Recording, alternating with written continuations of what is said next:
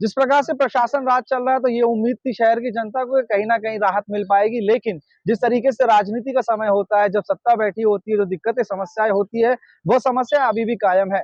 उल्लासनगर महानगर पालिका की कार्यप्रणाली की यदि बात करें तो काफी इस पे अभी जो है लोगों की सवालिया निशान उठने लगे हैं। ऐसे में वेतन के जो कि कामगारों के वेतन थी उसको लेकर हमने आपको लगातार बताया था कि किस तरीके से जो धांधली की जा रही है। 11 कंपनियों को यानी कि जो है नोटिस जारी किया गया था, रिकवरी करने के लिए कहा गया था। अब तक क्या है उसका कुछ पता नहीं चला है, क्योंकि प्रशासन मौन है। प्रशासन किसी भी तरीके की कोई जो इसमें प्रतिक्रिया है खुलकर सामने नहीं देता।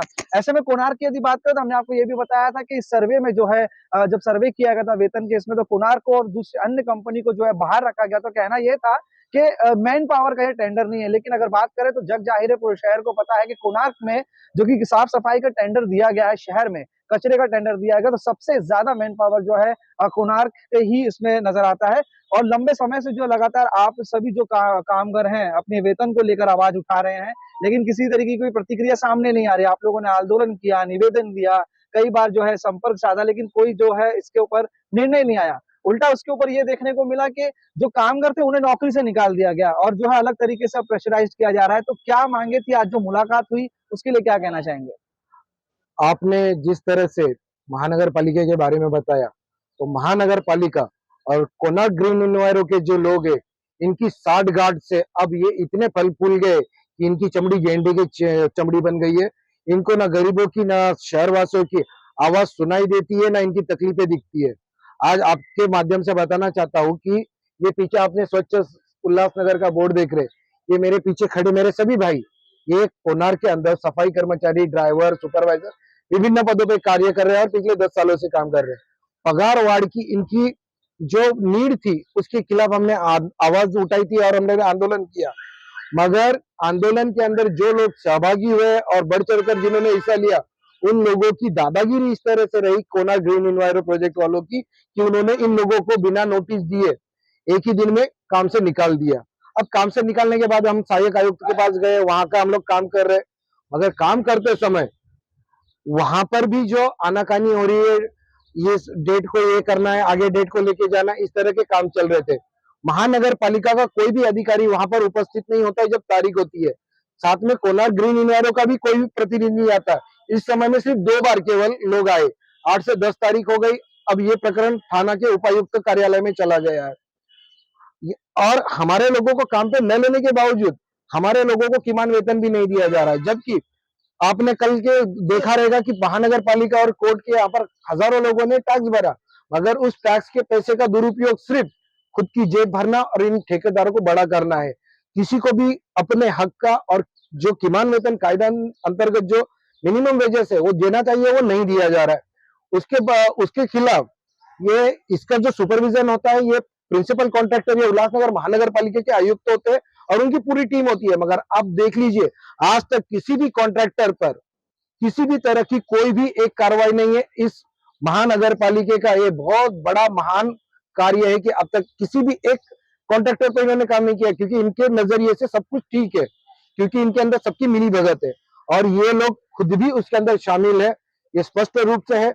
हमने आयुक्त को आज निवेदन दिया है और कहा है कि अगर आप सभी ठेकेदारों से अगर किमान वेतन का कायदा जिन्होंने नहीं पाला है, जिन्होंने नियम को उल्लंघन किया, उनके पर कार्रवाई करे, उनको ब्लैक लिस्ट करे। अगर आप ये नहीं करते तो आपके कार्यालय के बाहर हम 10 दिन बाद अमरन उपोषण के लिए बैठेंगे। उपोषण लगातार हो रहे हैं, लेकिन इसका असर कहीं देखने को नहीं मिल रहा है। गौर करने वाली बात यह है यहाँ पर कि जिस तरीके से संगठनों की बात करें तो इतना बड़ा मुद्दा है।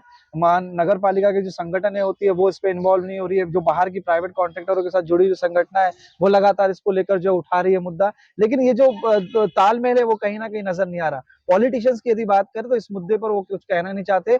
जिस तरीके से कोविड के समय में जो कि बड़ा सम्मान किया जा रहा था सफाई कर्मचारियों का, लेकिन अब जो है ये सब गायब हो चुके हैं। कोई भी सम्मान तो क्या उनके हक के लिए सामने नहीं आ रहा। तो उनके लिए क्या कहेंगे? आप भी जो है शिवसेना से जुड़े हुए हैं, तो शिवसेना इस लड़ाई में क्यों पूरी तरीके से सामने नहीं आ रही? ये बहुत दुर्भाग्य की बात है कि उल्लासनगर के राजनेता जो ऐसे बाकी चीजों में तो बड़ी तत्परता से सहभाग लेते, मगर इसमें नहीं लेते। मगर हमारे शिवसेना के कुछ नेता है जो इस पर अपनी गड़ी नजर बनाए हैं, मध्यस्थता कर रहे हैं। मगर जो कोणार्क कंपनी के मुख्य लोग हैं वो इस बात को मानने को तैयार नहीं है। वो अपनी मनमानी पर तुले हुए हैं बात को आगे बढ़ाने की तैयार नहीं है। देखिए लोगों का ये जो कामगार है ये शहर के ही लोग है, ये भी टैक्स पेयर है, मगर इनको अपना हक देने के लिए कंपनी प्रशासन तैयार नहीं है।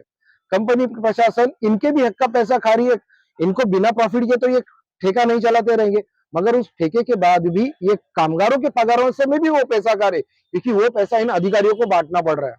एक चीज यहाँ पे गौर करने वाली बात यह है कि आधे जो संगठन के साथ नजर आ रहे हैं कर्मचारी, जो कामगार हैं, और आधे जो है काम करते हुए नजर आ रहे हैं। जिस तरीके से मैंने पहले भी कहा, जब सर्वे हुआ था तो कोणार्क में ये बताया गया कि मैन पावर का टेंडर नहीं है, उसमें जो है अनियमितताएं नहीं बताई गई थी। तो उसके लिए क्या लड़ाई रहेगी? क्या है, अगर कोणार्क के ऊपर उंगली उठाओगे तो पूरा महानगर पालिका हिल जाती है, क्योंकि कोणार्क से बहुत बड़ा पैसा इनको जाता है। आप देखिए कि बिना मैन पावर के कैसे पॉसिबल है। आज इसके अंदर 500 से अधिक ग्रीन इनवायरमेंट में 500 से अधिक कर्मचारी है और 270 सफाई कर्मचारी है। ये मैन पावर नहीं है क्या? यहाँ पर आकर क्या रोबोट काम कर रहा है? इस तरह से ये कहना कि यहाँ पर ये मैन पावर का है नहीं, ये सरासर गलत है। जहाँ ये जो लोग है, यहाँ के प्रशासन अधिकारी है, इनसे उम्मीद थी कि भाई ये प्रशासन अधिकारी बिना नेताओं के अच्छा प्रशासन चलाएंगे, मगर ये तो उससे भी बदतर गए गुजरे निकले।